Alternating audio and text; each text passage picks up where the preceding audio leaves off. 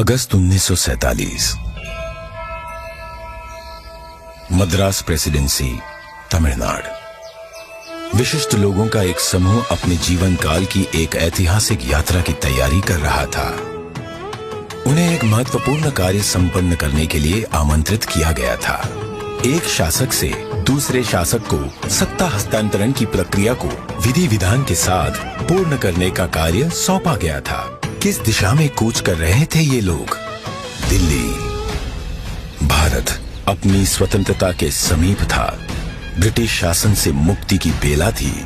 स्वराज के लिए संघर्ष में हजारों गिरफ्तार हुए और मारे गए, और दशकों बाद राष्ट्र अपनी लक्ष्य के समीप था।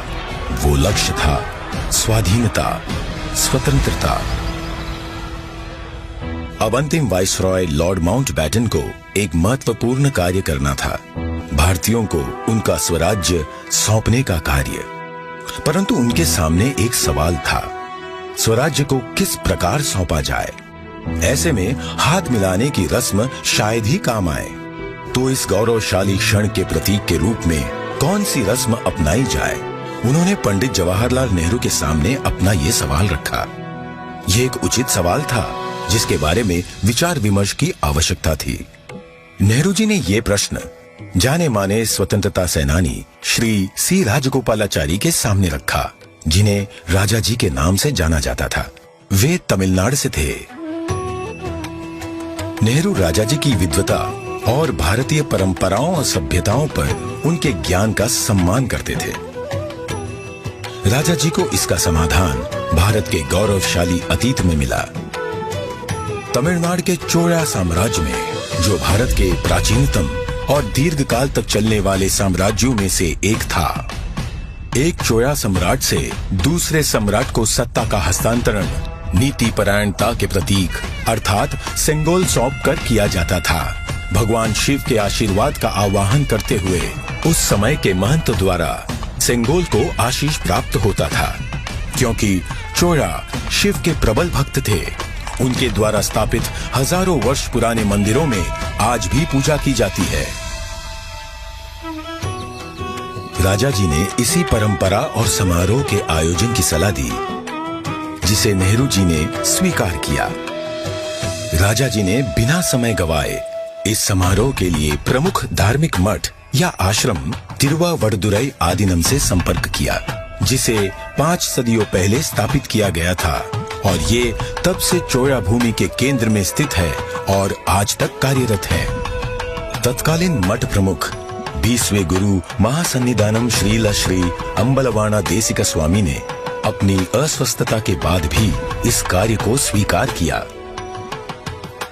उन्होंने सेंगोल बनाने का दायित्व मद्रास के प्रसिद्ध स्वर्णकार वुम्मड़ी बंगारू को सौंपा।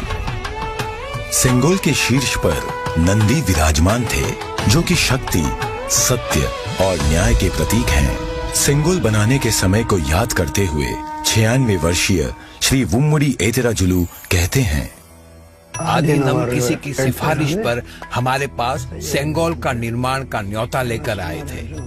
उन्होंने हमें इसके चित्र दिखाए। यह एक गोल लंबाकार वस्तु थी, जिसे बिल्कुल वैसे ही बनाना था। यह एक महत्वपूर्ण स्थान पर जा रहा था, इसलिए उच्च गुणवत्ता आवश्यक थी। हमें इसके निर्माण का आदेश मिला। यह चांदी से बना था, जिस पर सोने की परत थी। आधीनम के सानिध्य में इस निर्माण से जुड़कर मैं बहुत ही प्रसन्न था। स्वतंत्रता सबके लिए गौरवशाली क्षण था, पर आधीनम द्वारा हमें सेंगोल निर्माण का दायित्व सौंपने से उस क्षण का महत्व बढ़ गया था। परम पावन मठ प्रमुख ने उप प्रमुख श्रील श्री कुमारस्वामी तंबिरान, आदिनम के ओदुवार विशेष गायक माणिक्यम और नादस्वर विद्वान TN राजरत्नम पिल्लई को आयोजन संपन्न कराने का दायित्व सौंपा। ये दल एक विशेष विमान से दिल्ली पहुंचा। 14 अगस्त 1947 की रात्रि को श्रील श्री कुमारस्वामी तंबिरान ने रीतिनुसार सेंगोल को लॉर्ड माउंटबेटन को सुपुर्द किया। और लॉर्ड माउंटबैटन से उसे पुनः स्वीकार किया। तत्पश्चात सेंगोल पर पवित्र जल छिड़का गया। शोभा यात्रा के रूप में इसे पंडित जवाहरलाल नेहरू के पास ले जाया गया। इस अवसर पर ओदुवार ने तमिल संत तिरुज्ञान संबंदर द्वारा रचित कोलर पदिगम से श्लोकों का पठन किया। महंत ने नेहरू जी को पीतांबर पहनाते हुए उन्हें रीतिनुसार सेंगोल सौंपा। अडियारगल वाणिल अरसालवार आणई नमते, अर्थात ये हमारा आदेश है कि ईश्वर के अनुयायी राजा स्वर्ग के समान शासन करेंगे। इस वाक्य से श्लोक का समापन हुआ। इस प्रकार 1000 वर्ष पूर्व की सभ्यतागत प्रथा के अनुसार दक्षिण और उत्तर के असाधारण एकीकरण द्वारा राष्ट्र को एक सूत्र में पिरोते हुए शासन का हस्तांतरण हुआ। तत्पश्चात नेहरू जी ने श्री राजेंद्र प्रसाद सहित कई नेताओं की उपस्थिति में सेंगोल को स्वीकार किया। आगे चलकर श्री राजेंद्र प्रसाद भारत के प्रथम राष्ट्रपति बने। इस ऐतिहासिक घटना का उल्लेख व प्रकाशन राष्ट्रीय और अंतर्राष्ट्रीय मीडिया में किया गया। 25 अगस्त 1947 की टाइम पत्रिका ने भी इसे प्रकाशित किया।